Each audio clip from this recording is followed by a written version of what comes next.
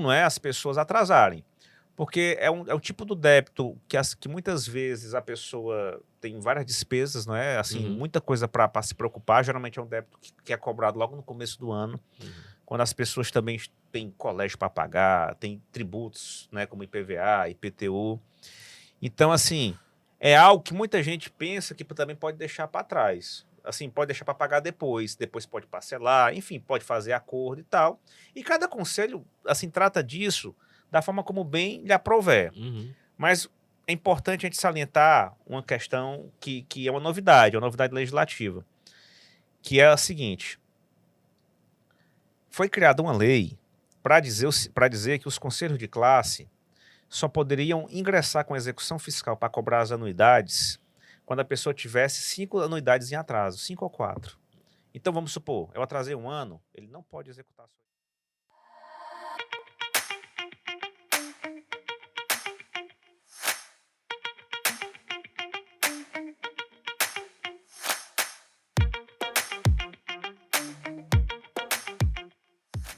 Olá, começando mais um Pode Falar em Direito, comigo Feliciano de Carvalho, Fefe.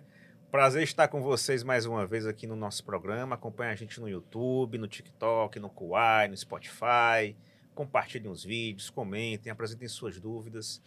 Estamos aqui com mais um episódio no qual eu e meu irmãozinho lindo, Manuel Florencio, conhecido como Foca, vamos debater algum assunto de relevância para as pessoas. O projeto Pode Falar em Direito tem a ver no sentido da gente compartilhar conhecimento. Assim, aquilo que a gente sabe por experiência, conhecendo os problemas das pessoas, não é poder difundir isso de modo a ajudar e auxiliar as pessoas que passem pelas questões que nós vamos colocar aqui. Não é isso, Manuel Florencio? Mas é claro, meu irmãozinho. E o assunto dessa nossa semana são os conselhos de classe profissional. Eu só conheci o sindicato. Eu queria que o meu irmãozinho aqui pudesse explicar para a gente o que é que são os conselhos de classe e para que eles nos servem. Interessante. No outro dia, né, no outro episódio, na verdade, né, porque eu acho que o dia é muito próximo do de hoje, eu falei dos direitos e garantias fundamentais. Foi. E existe um direito fundamental, que é o direito ao livre exercício da profissão, resguardada algumas condições que a lei vem a estabelecer. Olha que interessante. No Brasil, nós temos o direito absoluto de exercer qualquer tipo de profissão, mas a Constituição diz que a lei pode estabelecer critérios ou requisitos para você praticar, exercitar, não é? Enfim, trabalhar em determinadas áreas de conhecimento. Isso aí é o que a doutrina do direito constitucional chama de norma de eficácia contida. Você pode fazer o trabalho que você quiser, mas se o trabalho que você quiser desempenhar ele for regulamentado por uma lei, você vai ter que se adaptar aos termos daquela lei. A Constituição permite esse direito fundamental, mas autoriza que o legislador infraconstitucional crie leis para certas atividades profissionais e que estabeleça, assim, requisitos para aquelas profissões. Então, eu posso exercer minha profissão livremente, mas a legislação ela faz um destaque disso daqui. Ela pode fazer o destaque. Pode fazer o Ela destaque. pode fazer o destaque. Por exemplo, para você ser médico, tem que ser formado em medicina. Sim. Né? Praticar certas especialidades, tem que fazer residência. Para você se tornar um advogado, tem que se graduar em Direito e passar no exame da OAB. Eita, disse que é mais difícil, né? Não é? Assim, então, assim, algumas profissões, elas são, assim, regulamentadas por lei. E aí é interessante isso, porque algumas atividades profissionais, elas precisam de uma fiscalização maior do poder público. Porque são profissões que vão envolver a vida das pessoas, vão viver os seus bens mais preciosos, mais caros. Vai muito além de um simples sindicato, porque o sindicato ele vai ser territorial, não é? Pelo município, pelo estado e o nacional, pelos municípios, pelo estado e o nacional. E ele tem por objeto resguardar os interesses daquela classe específica de trabalhadores. Mas o conselho de classe ele é algo mais abrangente, porque ele vai estabelecer os critérios técnicos de atuação daquela profissão. Ele vai estabelecer, por exemplo, punições, sanções para aquele profissional que eventualmente não trabalha de uma forma ética ou correta, ou por alguma razão não tem capacidade de exercer aquela profissão, embora em um dado momento tenha preenchido seus requisitos. Então, vamos supor, um advogado, não é?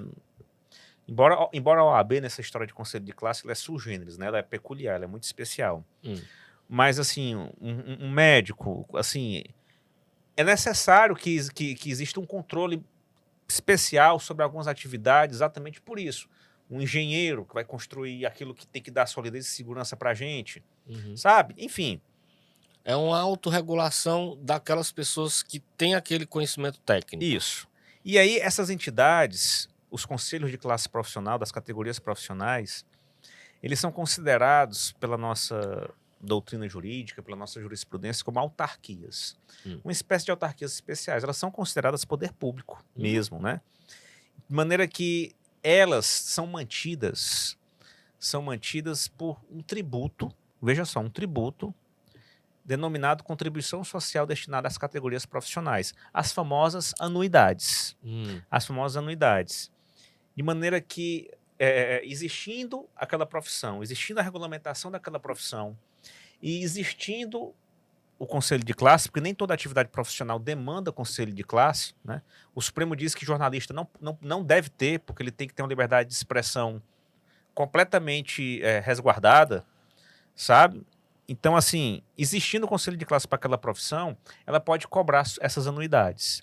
Existe uma lei que prevê, de um modo geral, se não existir nenhuma legislação específica para aquela atividade profissional, educador físico, enfermeiro, psicólogo e tal, existe uma lei que prevê os valores, tanto do inscrito de nível superior, como o inscrito de nível técnico, se for uma pessoa jurídica, e ela estabelece, inclusive, o critério de correção e tal do valor da anuidade.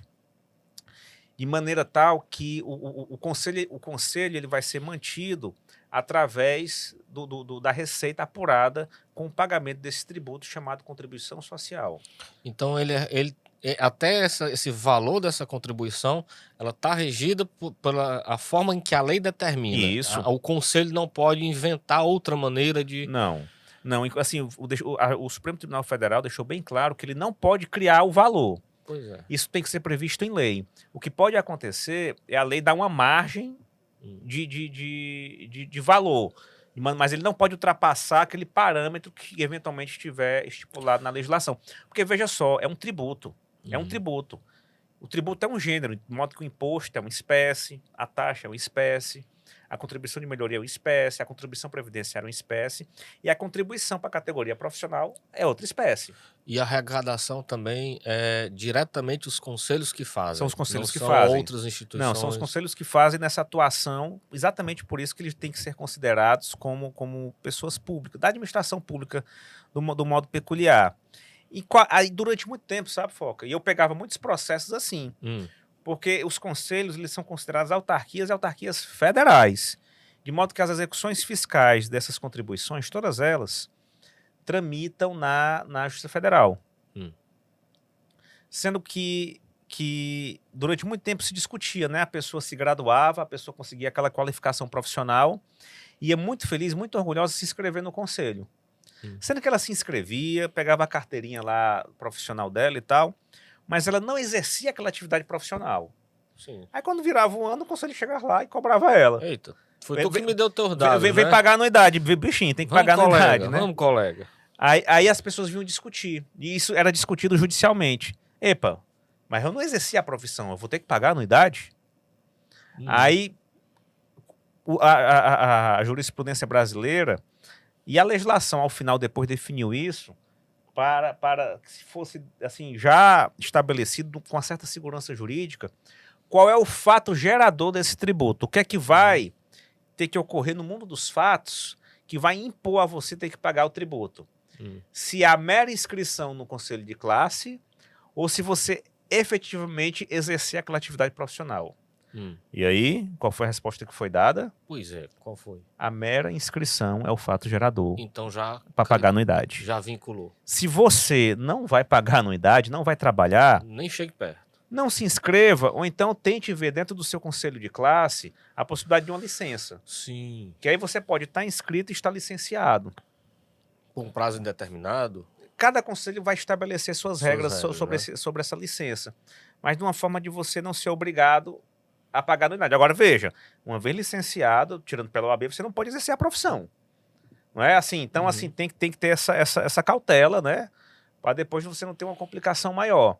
Mas qual é o fato gerador? Se você está inscrito, vai ter que pagar anuidade, ainda que você não exerça a profissão.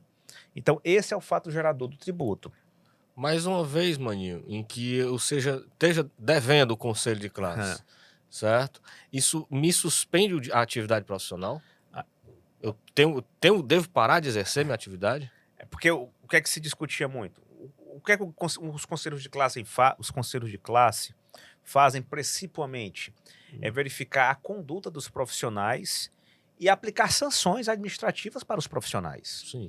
Então, se você for um mau profissional, se você causar um prejuízo em alguém que você prestou um serviço, você pode vir a sofrer uma sanção, como acontece no Tribunal de Ética da OAB, como surge nos conselhos, todos que existem por aí, de farmácia, de educação física. Se você é um profissional que não tem uma conduta ética dentro da sua profissão, o conselho pode lhe aplicar uma sanção.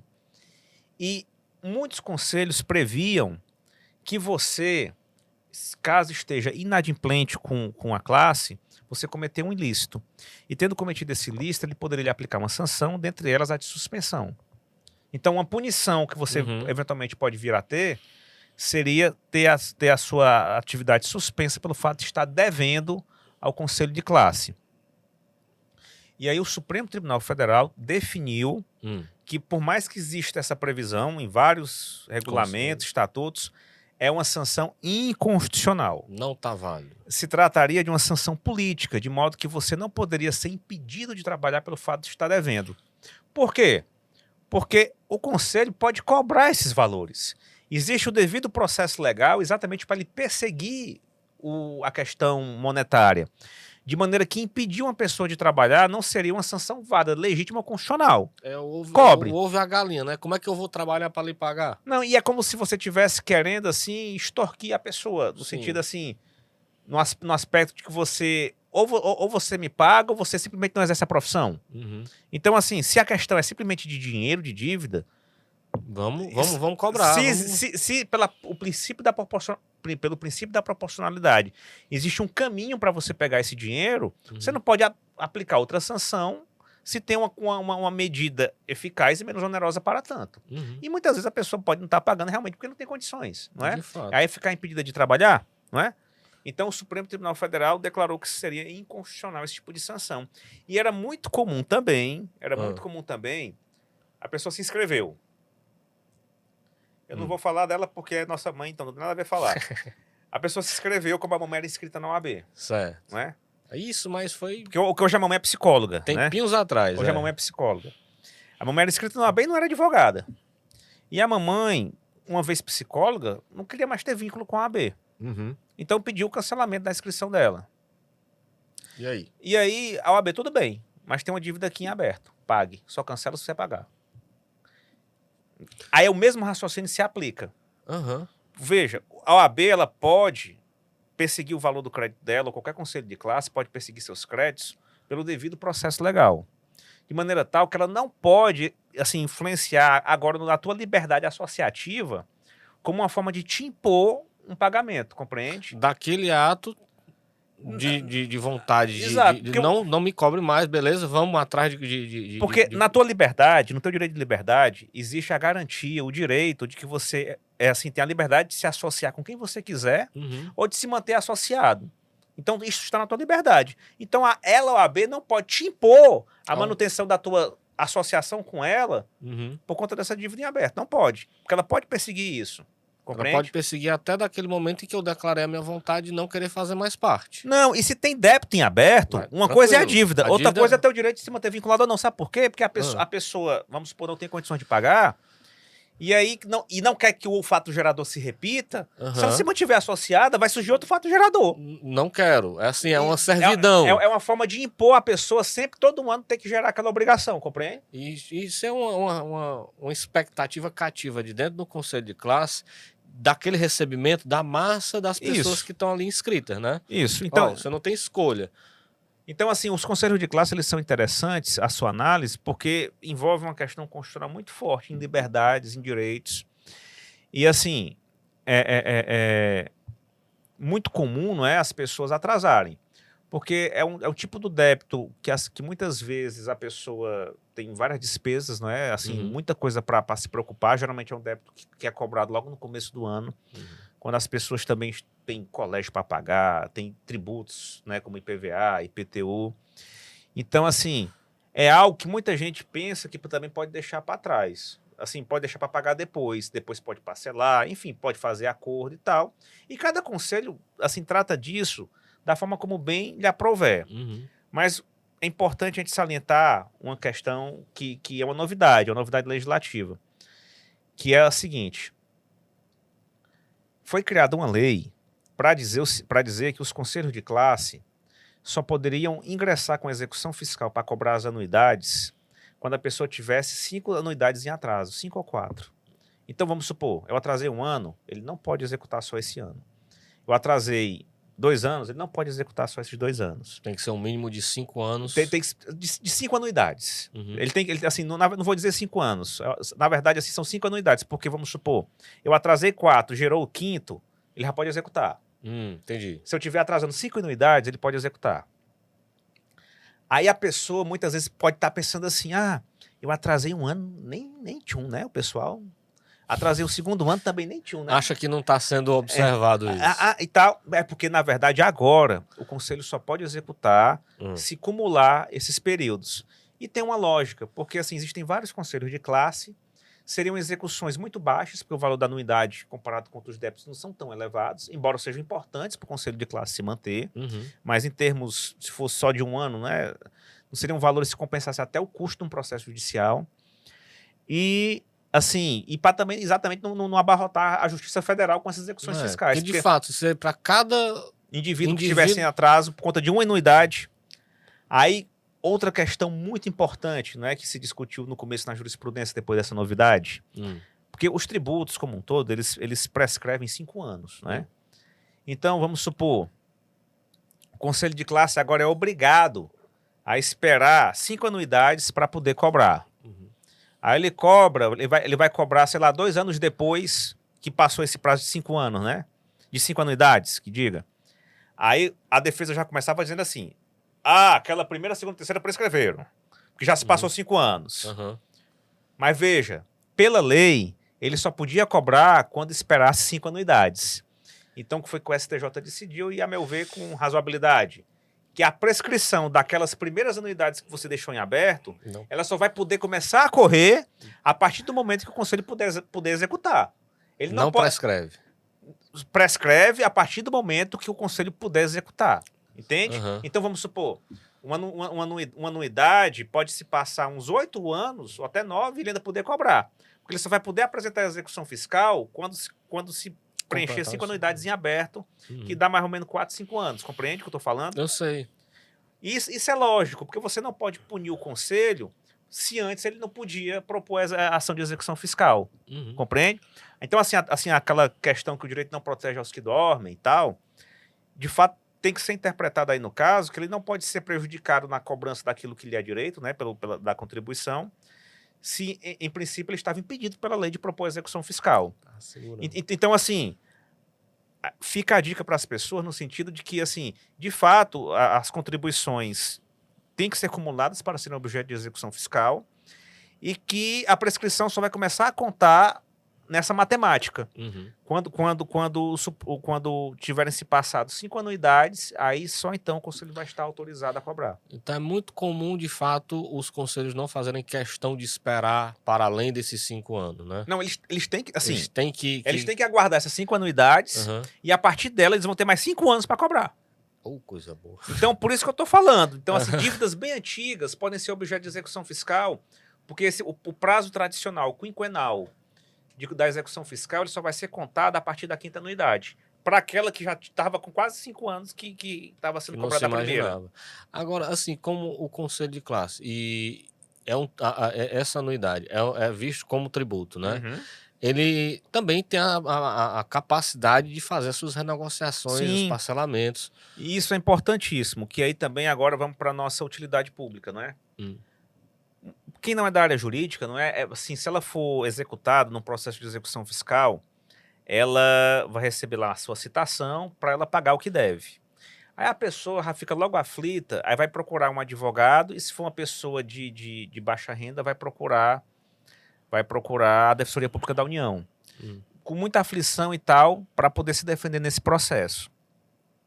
Se a pessoa quiser continuar exercendo a profissão, quiser continuar sendo inscrita, o ideal é que ela consiga o dinheiro e tal para pagar. Mas o conselho que eu dou é que não procure um profissional da área jurídica para se defender no processo. Meu conselho, primeiramente, procure o próprio conselho. Porque a pessoa chegando lá, ela pode conseguir já a renegociação e parcelar, e aí o próprio conselho que propôs a ação, ele pede a extinção da ação, entende? Eu sei. Você não precisa ter o trabalho de procurar a defensoria ou advogado. Ficar com a ansiedade lá em cima se antes você não conversar, sentar e tentar resolver. Se realmente você chegando lá no conselho e assim não tiver uma possibilidade de acordo, aí procure. Aí procure ou um advogado ou a Defensoria Pública da União, caso você seja uma pessoa de baixa renda. Porque aí é necessário que você se defenda no processo. Mas se não for esse o caso, se você tiver condições de procurar o conselho e renegociar, no caso, vamos supor que a pessoa procura um advogado, é um despesa menos, você não vai ter que pagar o advogado. Sim, claro. Assim, ela resolve a sua vida lá, a sua dívida, com o próprio conselho dela, que aí o próprio advogado do conselho de classe pede a extinção do processo, a suspensão do processo, ou algo que o valha. Aí vamos tratar agora da questão ruim, né? Isso que eu vou falar agora envolve tanto para a dívida de conselho de classe, como para qualquer tipo de dívida. Qualquer tipo de dívida de execução. É nós, né? Brasil. Vamos supor que você está devendo e não tem como pagar. O que é que vai acontecer? Não é como a dívida do financiamento imobiliário que nós falamos, porque não tem a casa para tomar da pessoa, tem só a dívida da pessoa. Então, a primeira coisa que vai acontecer, se você não pagar, é uma ordem judicial que vai pesquisar todas as contas bancárias que existem no seu nome. E as contas vão ser bloqueadas. Vixe, então... As contas serão bloqueadas. E eles não perguntam para você antes, não. Não pagou, a primeira providência que o credor pede é bloquear as contas. E aí, mas vai bloquear meu salário, minha aposentadoria, porque existem verbas impenhoráveis. O salário é impenhorável. Poupança de até 40 salários mínimos é impenhorável. Aí eu não sabia. E não precisa nem estar em caderneta de poupança. Até outras aplicações, se for até 40 salários mínimos, são impenhoráveis de acordo com o Código de Processo Civil. E você pode, caso a sua conta seja bloqueada, você pode demonstrar que se trata de verba impenhorável, e demonstrando que se trata de verba impenhorável, o juiz vai mandar desbloquear. Mas veja, ele primeiro vai bloquear. Ele primeiro vai bloquear. Então, assim, se você está devendo um conselho de classe na execução, ou qualquer outra dívida que você esteja sendo executado, é isso que vai acontecer. Eles vão bloquear suas contas. Então, assim, eu já dou esse alerta, no sentido de que, caso isso aconteça, já fique, de certo modo, guarnecido para poder demonstrar que, eventualmente, se você tiver dinheiro em banco, se trata de verba impenhorável, já para você se antecipar.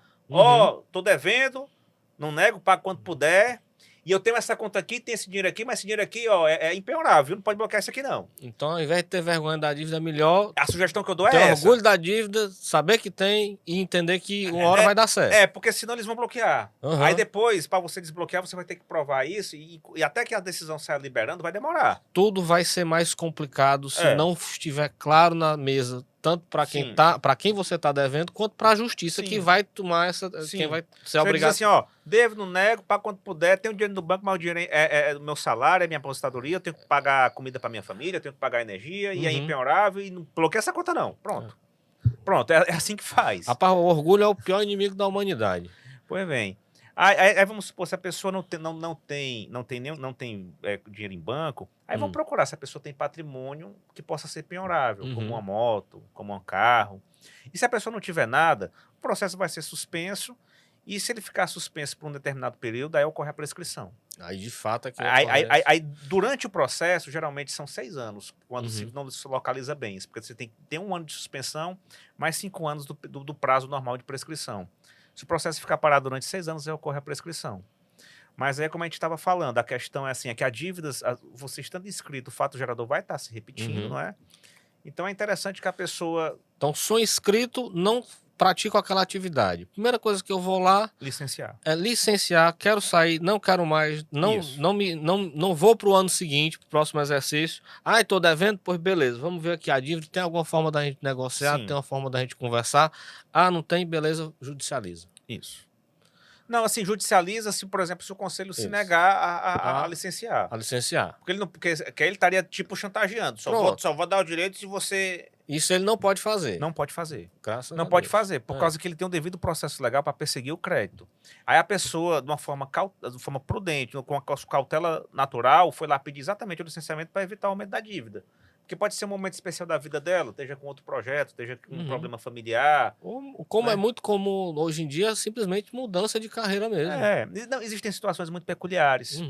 Assim, teve um caso muito triste que eu trabalhei, onde era uma execução da OAB. De uma moça da minha idade na época, com menos de 30 anos de idade. Ela estava sendo executada pela OAB e ela não foi localizada, aí a defensoria teve de atuar. Aí depois a gente conseguiu ter acesso e soube que ela teve um problema de saúde daquelas que a pessoa ficou vegetal. Uma menina nova. Tetraplégica. De uma hora para outra, estava numa cama sem falar, sem nada. Mas, assim, um ponto momentâneo, não foi uma situação... Não, uma coisa que aparentemente era determinante para a vida dela. E a OAB cobrando. Meu Deus. E a OAB, assim, claro, a OAB não tinha como saber. Sim. Nós mesmos nos surpreendemos quando a gente viu isso, né? É um ruído, né? Nem a OAB não sabia, como também a menina tinha coisas a mais interessantes para correr atrás. Ela teve um problema de saúde que deixou ela totalmente inválida, né? Então, assim, até a nossa manifestação foi no sentido até de conclamar a OAB a fazer alguma coisa por ela. Que ela teria, né, uma caixa de assistência. Ela era inscrita, né? O que ela pudesse fazer lá de assistência que eventualmente ela pudesse ter direito. Mas, assim, são situações peculiares que podem surgir na vida das pessoas. Mas qual é o fato? Algumas atividades têm seus conselhos de classe. Os conselhos de classe são importantes, porque eles protegem não só o profissional, mas protegem a sociedade como um todo. Porque todo mundo que utiliza um serviço de um profissional desse tipo, ele pode pedir segurança, ele pode pedir informações no conselho daquela pessoa. Sabe se aquela pessoa tem algum tipo de sanção, né? De fato, eu tiro pelo exemplo que a gente conhece de OAB, que a gente entende que ela tem o Tribunal de Ética. Sim. Então, esses conselhos de classe também são os responsáveis pela manutenção dessa atividade, de regulamentar e cobrar dos seus profissionais que ajam de acordo com... E protege todo mundo. Vamos supor um médico, um erro médico, que ele eventualmente seja assim, processado administrativamente no Conselho Regional de Medicina por um erro médico. Realmente, quem tem gabarito para analisar se aquela situação teve um erro ou não, são médicos. Profissional da área. É um profissional da área. Então, assim, muitas vezes a pessoa não se conforma na questão de saúde com o problema de saúde que a pessoa teve. Aí quer arrumar um culpado, foi o médico, tal, não sei o quê. Então, isso protege o médico da ignorância que todo mundo eventualmente pode ter em relação, por exemplo, quantas pessoas já não acharam que eu fui o responsável pela falta de direito delas na defensoria da União? Deve acontecer demais, Acontece, né? mas eu assim, entendo. O doutor não está fazendo, mas às vezes é ignorância. Os caminhos da justiça não são como... Não, e assim, é ignorância da pessoa, então é natural. Então, assim, o órgão de classe, ele tem essa missão especial de proteger a sociedade e o profissional. Então, eu acho legal o fato deles existirem, não é? No sentido de poderem prestar esse serviço que nos é tão importante. E, ao mesmo tempo, eles precisam ser mantidos, né? Eles têm uma estrutura a ser mantida, e foi por isso que o Constituinte idealizou esse tributo que é cobrado dos seus profissionais, chamado contribuições sociais para a categoria profissional. Eu, como publicitário, adoraria ter um conselho de classe. Ficamos aqui, certo? No pedido do reconhecimento, da organização. Mas fica só a deixa, né? Que em questão de comunicação social... O Supremo entendeu que a liberdade de expressão, pelo menos para jornalista, né? Qualquer pessoa pode desempenhar, é verdade. É verdade, assim, eu também não sei se analisando essa questão específica. A gente podia até entrar nesse sentido num debate muito mais caloroso, porque de certa forma, o poder que um jornalista, um comunicador tem nas mãos, também tem sim certa responsabilidade, tem que ser, mesmo que seja autorregulamentado e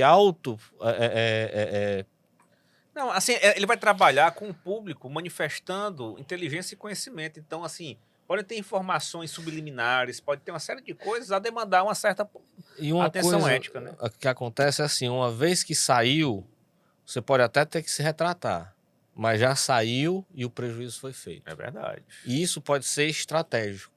Sim. Sabe? Então, eu acredito que, assim, que essa autorregulamentação, até porque são eles mesmos que estão se dando limites, se dando padrões éticos de conduta, então eu acredito que seria válido para todas as profissões. Sim. Sabe? Assim, de todo mais, maninho, eu acredito que você esclareceu bastante sobre o assunto pra gente, sobre os conselhos de classe. E obrigado mais uma vez, vocês que nos assistem, se inscrevam no nosso canal, apertem o sininho, compartilha com quem vocês conhecem. Estamos já chegando nos 8.000 inscritos. Yeah. Graças a Deus. Um beijo, um abraço, até semana que vem. Cheiro.